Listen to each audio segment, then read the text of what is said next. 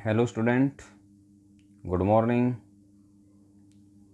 आज हमारा हिंदी विषय से वसंत भाग 2 कविता एक हम पंछी उन्मुक्त गगन की, ये कविता है। आज हम इस कविता से शुरुआत करेंगे।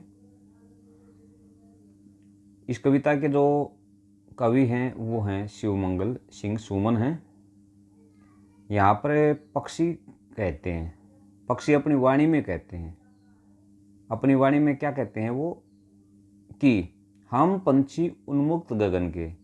पक्षी कहते हैं कि हम पक्षी उन्मुक्त का मतलब होता है स्वतंत्र, गगन के आसमान के। हम पंछी स्वतंत्र आसमान के हैं, यानी कहने का मतलब है कि हम पंछी हमें स्वतंत्र रूप से आसमान में उड़ना अच्छा लगता है। पिंजरबद्ध न गा पाएंगे, पिंजरबद्ध न गा पाएंगे। पिंजरबद्ध का मतलब होता है, पिंजरबद्ध का मतलब कैद, पिंजरे में बंद होकर। न गा पाएंगे, हम पिंजरे में कैद होकर गा नहीं पाएंगे।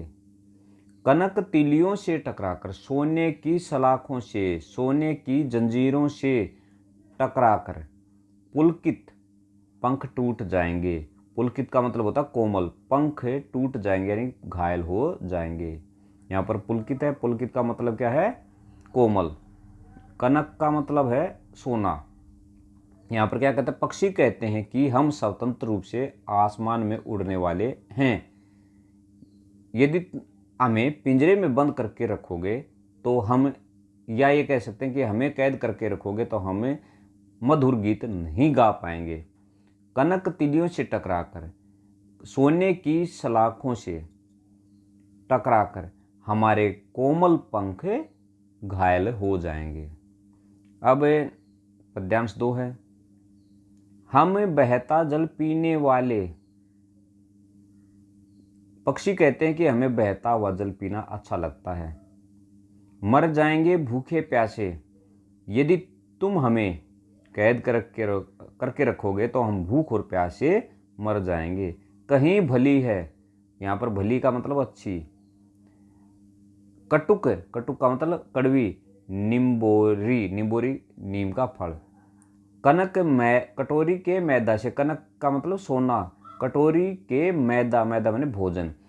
अब पक्षी कहते हैं कि हमें सोने की कटोरी में रखे भोजन से कहीं अच्छी नीम की कड़वी निबोली लगती है। इसके बाद आता है स्वर्ण श्रृंखला। स्वर्ण श्रृंखला, स्वर्ण श्रृंखला का मतलब सोने की जंजीर के बंधन में से बंद कर। पक्षी कहते हैं कि सोने की जंजीर से बंद कर अपनी गति, गति का मतलब चाल, उड़ान सब भूले, हम उड़ना और अपनी गति को भूल जाते हैं। बस सपनों में देख रहे हैं तरु की फुनगी पर के झूले। तरु का मतलब होता है पेड़, फुनगी का मतलब होता है पेड़ की सबसे ऊंची टहनी पर के झूले। पेड़ की सबसे ऊपर वाली टहनी पर झूलना केवल हम सपनों में ही देख पा रहे हैं। इसके बाद है 3 पद्यांश से हम हो चुके हमारे। इसके बाद पद्यांश 4, पद्यांश 5 और 6 हैं। 2 पद्यांश हम कल करेंगे। तो यहाँ तक सभी स्टूडेंट्स को 3 पद्यांश का सरलार्थ ध्यान से आपको पढ़ना है टेक्स्ट बुक के माध्यम से। यदि कुछ समझ में नहीं आता तो स्टूडेंट्स मेरे से कांटेक्ट करेंगे, और कांटेक्ट करके कुछ भी यदि यहाँ आपको समझ में नहीं आता तो आप पूछ सकते हैं। धन्यवाद।